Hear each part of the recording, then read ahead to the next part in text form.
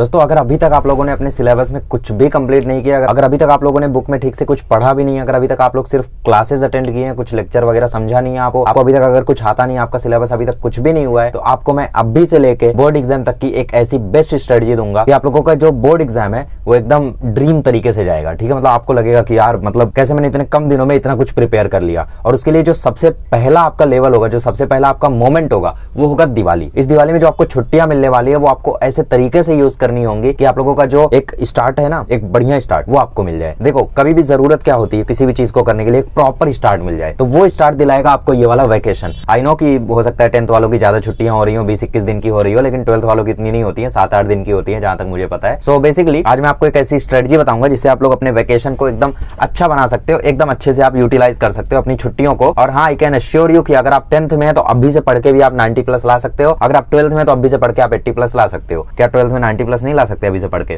देखो दो केस है इसमें। देखो मैं रियलिटी बोलता हूँ, ठीक है, मुझे इसमें कोई वो नहीं है, मतलब मुझे तुम्हें चढ़ाने का वो नहीं है। देखो सबसे पहली बात, जो 90+ लाना चाहते थे उन्होंने ऑलरेडी स्टार्ट कर दिया था पढ़ना। तुम 90+ नहीं लाना चाहते थे इसीलिए अब से स्टार्ट करोगे। दूसरा केस ये कि मतलब कभी कभी एक लक होता है, जो काम कर जाता है तो 90+ अब से पढ़ के भी आ जाता है। लेकिन रियलिटी यही है कि 12th में अगर एक एवरेज स्टूडेंट शुरू करता है पढ़ाई तो 80+ ला सकता है। 10th में अगर कोई भी स्टूडेंट यहाँ से स्टडी शुरू करता है तो वो भी 90+ ला सकता है। तो ये कॉमन स्ट्रेटजी है कि आप लोगों को अपने वैकेशंस को यूज कैसे करना है। देखो सबसे पहली बात कि आप लोग जो सबसे बड़ी गलती करते हो अपनी छुट्टियों में वो ये होती है कि आप लोग छुट्टियों में अपना स्लीप टाइम जो है वो चेंज कर देते हो। स्लीप टाइम है उसको आपको एकदम फिक्स्ड रखना है। फिक्स्ड मतलब एकदम स्कूल वाला रखना है। मतलब आप रात को 12-1 बजे तक सो जाओ और 12-1 बजे से 7-8 बजे तक ही सो। ठीक है, मतलब 12 बजे सोते हो तो 7 बजे तक सो, 1 बजे सोते हो तो 8 बजे तक सो, उससे ज्यादा लेट आपको नहीं करना है। छुट्टियों में हमारी सबसे बड़ी गलती यही होती है कि हम लोग लेट सोते हैं, जिसके कारण हम लेट उठते हैं और हमें पता ही नहीं चलता वो दिन कब चला गया। एग्जाम्पल अगर मैं आपको एक दे दूं तो मतलब हम लोग जनरली छुट्टियों में क्या करते हैं, रात को 2-3 बजे तक जागते हैं, 3-4 बजे सोते हैं। तो 3-4 बजे अगर आप सोते हो तो ऑब्वियस सी बात है सुबह आप 8 बजे तो उठ नहीं जाओगे, आप उठोगे 11-12 बजे तक। एक तो दिमाग रिलैक्स भी रहता है कि हाँ यार क्लास नहीं जाना है, कॉलेज नहीं जाना है, कुछ नहीं करना है, तो आप 12-1 बजे तक उठोगे और जब तक उठोगे तब तक बहुत देर हो चुकी होगी। ठीक है, और वैसे भी जो आपका प्रॉपर स्लीप वाला जो पीरियड होता है ना वो रात में मेनली 11-12 बजे से शुरू होता है। तो अगर आप 4 बजे सोते हो तो ना आपकी स्लीप सही रह जाती है, ना आपकी एनर्जी सही रह जाती है, तो आप एफिशिएंटली काम नहीं कर पाते हो दिन भर। तो प्रॉपर मेथड यही है कि आपको अपना स्लीप टाइम फिक्स्ड रखना है इन छुट्टियों में। दूसरा, आपको प्लानिंग अभी से कर लेनी है। ठीक है, मेक योर प्लान। देखो फिलहाल मेरी भी छुट्टियां चल रही हैं, ठीक है, मैं भी अपने कॉलेज से अभी छुट्टियों पे आया हूँ, तो मेरी छुट्टियां कुछ 12 दिन की थी। तो मैं प्लान करके आया था कि मतलब वहां जाके मुझे इतने वीडियोस बनाने, इतना अपना पढ़ाई करना, इतना ये करना, इतना वो कर। ठीक है, 4 चीजें मैं प्लान करके आया था और वो चारों चीजें एकदम प्रॉपर तरीके से चल रही है। अगर मैं कुछ प्लान करके नहीं आता तो हमारी छुट्टियां शुरू हो जाती, फिर मैं सोचता हाँ यार वीडियो बनाना है, चलो बना लेंगे,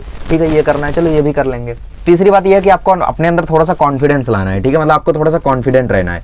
कॉन्फिडेंट रहना क्यों जरूरी है? क्योंकि जब भी आप कोई चैप्टर करने जाओगे ना तो आपको ऐसा लगेगा यार ये चैप्टर तो मुझे कुछ नहीं आता, ये चैप्टर में तो मुझे कुछ हो ही नहीं पाएगा, ये चैप्टर तो मुझसे कभी हुआ ही नहीं था, ये चैप्टर तो क्लास में पढ़ाया था मुझे समझा ही नहीं था ना। अभी आपको कॉन्फिडेंट होकर लेक्चर देखना है, मतलब सामने वाला टीचर समझाएगा, मुझे समझेगा। आपको अभी इतना कॉन्फिडेंट होकर जाना है कि मतलब आपको सब कुछ समझ में आएगा, जो भी सामने वाला कराएगा वो सब कुछ आपको समझ में आएगा। इतना कॉन्फिडेंस लेके आपको अभी लेक्चर्स को देखना है और अपनी स्टडीज को करना है।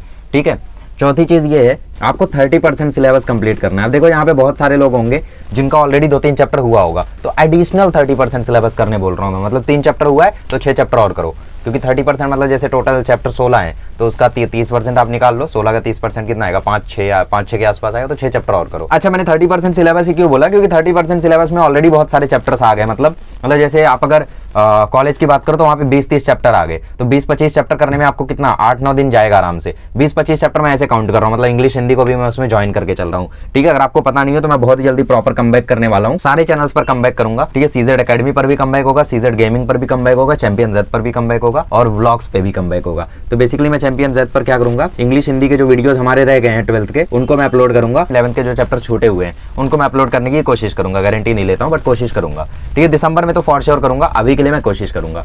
तो चैंपियन जेड पर आप लोगों को इंग्लिश हिंदी मिलेगा और सीजेड व्लॉग्स पर हम लोग अपने व्लॉग्स वगैरह जनरली अपलोड करेंगे। गेमिंग पर भी मैं कमबैक करूंगा, हफ्ते में 2 वीडियोस डालने की कोशिश करूंगा और सीजेड एकेडमी पे जो जेसीसी सीरीज चल रही थी उसको भी मैं कंटिन्यू करने की पूरी कोशिश करूंगा।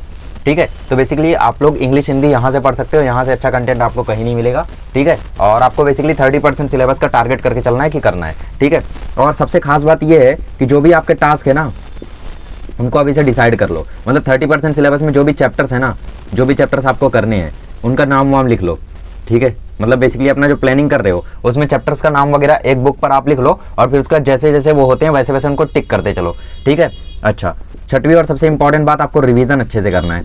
ठीक है, क्योंकि अगर आप रिवीजन नहीं करोगे तो चीजों को भूल जाओगे। मैंने जनरली देखा है कि मतलब एक टॉपर स्टूडेंट और एक एवरेज स्टूडेंट में यही फर्क होता है। पढ़ाई तो दोनों करते हैं, चीजें दोनों को समझ में आती है। माना टॉपर को जल्दी समझ में आती है, एवरेज को थोड़ा टाइम लगता है, बट चीजें दोनों को समझ में आती हैं। गलती कहाँ होती है? गलती वहां होती है जब टॉपर स्टूडेंट चीजों को ज्यादा लंबे समय तक रिटेन कर पाता है और वहीं एक एवरेज स्टूडेंट चीजों को 2-3 दिन में भूल जाता है। मतलब जैसे मुझसे एक स्टूडेंट ने पूछा कि सर मैं लिख कर आंसर याद करता हूँ, मुझे आंसर याद भी हो जाते हैं, लेकिन मुझे ज़्यादा दिनों तक वो याद नहीं रहते, मैं भूल जाता हूँ। तो उसका मेथड यही है, बेटा रिवीजन करना पड़ेगा तुम्हें। ठीक है, रिवीजन तो तुम्हें करना पड़ेगा। जैसे अगर मैं अपनी बात करूँ तो मेरी रिटेंशन पावर थोड़ी थी। हाँ भाई, अगर तुमने मुझे आज कोई आंसर याद करा दिया और मुझे 1 महीने तक रिवाइज नहीं कराया तो शायद थोड़ा बहुत वो फेड आउट हो रहा हो, लेकिन 1 महीने बाद भी अगर मैं उसको एक बार देख लूँ तो मैं उस आंसर को बोल पाता था। ठीक, रिटेंशन पावर थी।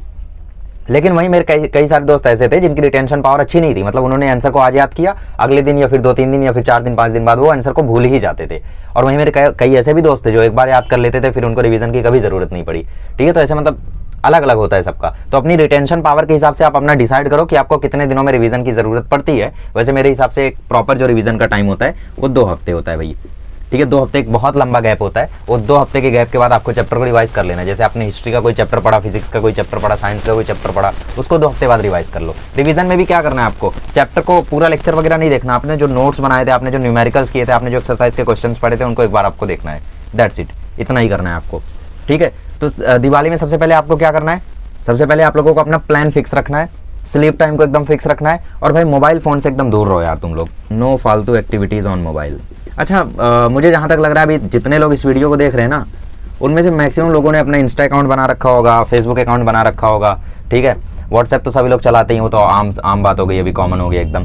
तो देखो, मैं जो भी यहाँ पे लोग हैं ना, उनको मैं एक चीज़ बोलना चाहूँगा, इंस्टा डिलीट चाहिए मुझे। तो बेसिकली इंस्टा डिलीट चाहिए और फेसबुक डिलीट चाहिए, जो कुछ आप चलाते हो सब कुछ डिलीट चाहिए। व्हाट्सएप पे आपको चैट्स नहीं करनी है आप, ठीक है, बंद करना है आप लोगों को उस चीज को। और जो भी आप फालतू एक्टिविटीज करते हो, जो भी आप फालतू चैनल्स को देखते रहते हो, except Champion Z and all the other channels of Champion Z, उनको छोड़ के जो भी आप चैनल्स को देखते रहते हो जहां पे आपका टाइम पास होता है। एक होता है टाइम का इन्वेस्ट होना, एक होता है टाइम का वेस्ट होना। टाइम को इन्वेस्ट करो, वेस्ट नहीं। ठीक है, तो आप अपना टाइम ऐसी चीजों में डालो जहां से आपको कुछ आउटपुट मिले। ठीक है, बाकी जगहों से आपको जो कुछ आउटपुट मिलता है वो कुछ नहीं होता है भाई, वो आउटपुट आप बाद में लोगे तो भी चलेगा। तो फालतू की एक्टिविटीज आप मोबाइल फोन में अगर नहीं करोगे तो यहाँ से देखो होगा क्या। मैं आपको क्रोनोलॉजी समझाता हूँ। देखो, आप क्रोनोलॉजी समझ लीजिए। फालतू एक्टिविटीज अगर आप नहीं करोगे तो आपका स्लीप टाइम फिक्स्ड रहेगा। अगर आपका स्लीप टाइम फिक्स्ड रहेगा तो आप कॉन्फिडेंट रहेंगे। कॉन्फिडेंट कैसे रहेंगे कि देखो, अगर आपका स्लीप टाइम फिक्स्ड है तो आप सुबह 8 बजे उठ जाओगे। 8 बजे उठ के चलो, मान लो अगर आप मोबाइल फोन चला भी लेते हो, 1-2 घंटा शॉर्ट्स या फिर रील्स देख भी लेते हो, तो उसके बाद तो आपका मन करेगा यार हाँ आप क्या करें, अब क्या करें, अब क्या करें, तो अब तो चलो पढ़ाई कर लेते, कुछ नहीं बचा तो पढ़ाई कर लेते हैं। तो अगर आप कॉन्फिडेंट रहेंगे तो फिर आप लोग पढ़ाई करेंगे, 30% सिलेबस कंप्लीट करेंगे, टास्क आपका अच्छे से होगा और आपका रिवीजन भी अच्छे से होगा। लेकिन ये चारों चीजें होने के लिए जरूरत है प्लान बनने का। ठीक है, तो आप अपना प्लान बना के रखो। ठीक है, तो बेसिकली यहाँ से मेरा एक ही सलाह है कि आप लोगों को प्रॉपर तरीके से ये सारी चीजों को फॉलो करना है और अपने दिवाली वेकेशंस को अच्छे से यूटिलाइज करना है। तो अपना प्लान बनाओ, प्लान के हिसाब से काम करो। एंड में मुझे पता है प्लान 100% तो कंप्लीट नहीं होगा, बट उसका अगर आप 70% भी कंप्लीट कर ले जाते हो तो भी आपका काम हो जाएगा। ठीक है, तो just make your plan, complete those task. ठीक है, जो भी आप लोग टास्क बनाते हो उसको कंप्लीट करो और 2 हफ्ते बाद आपसे रिवीजन आप शुरू कर दो। तो अगर आपका 0% सिलेबस भी कंप्लीट हुआ ना तो भी आपकी चीजें धीरे धीरे आसान होना शुरू हो जाएंगी। अब मुझे पता है बहुत सारे स्टूडेंट्स होंगे जिन 12th के स्टूडेंट्स को मैथ्स में प्रॉब्लम आ रही होगी, 10th के स्टूडेंट्स को मैथमेटिक्स 2 और साइंस में प्रॉब्लम आ रही होगी। तो ये कॉमन सी चीज है, लेकिन प्रॉब्लम का एक ही सॉल्यूशन है कि आप लोगों को उस पर ट्राई करना पड़ेगा। ठीक है, अगर आप ट्राई ही नहीं करोगे तो प्रॉब्लम का सॉल्यूशन निकलेगा कैसे। ठीक है, मैं इतना ही बता सकता हूँ आप लोगों को कि ट्राई करते रहो, ट्राई करते रहो, ट्राई करते रहो, सॉल्यूशन जरूर मिल जाएगा आपको। मतलब अगर आपको मैथमेटिक्स नहीं समझ रहा है 12th में, दोबारा लेक्चर देखो, दोबारा क्वेश्चन को सॉल्व करो। मुझे पता है ज्यादा क्वेश्चन है, लेकिन करो भाई, इतने भी ज्यादा नहीं है कि तुमको 10 दिन लग जाएगा। अगर तुम मैथमेटिक्स 2 की पूरी बुक सॉल्व करते हो, मान लो खाली इंटीग्रेशन सॉल्व करते हो।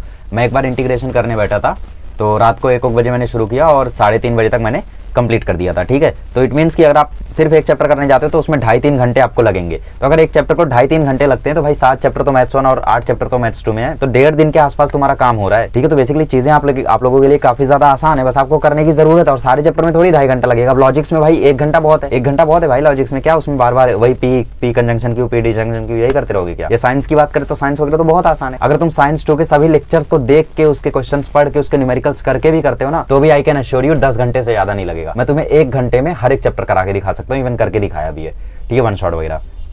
तो देखो, सारा सिलेबस हमारे चैनल पर अवेलेबल है। आपको बस चैप्टर डालना है, चैप्टर के आगे चैंपियन ज़ेड लिखना है, आपको वीडियो मिल जाएगा। नहीं मिलता है तो मान लेना चलो 1% सिलेबस नहीं है। ठीक है, जैसे इंग्लिश हिंदी का भी आएगा।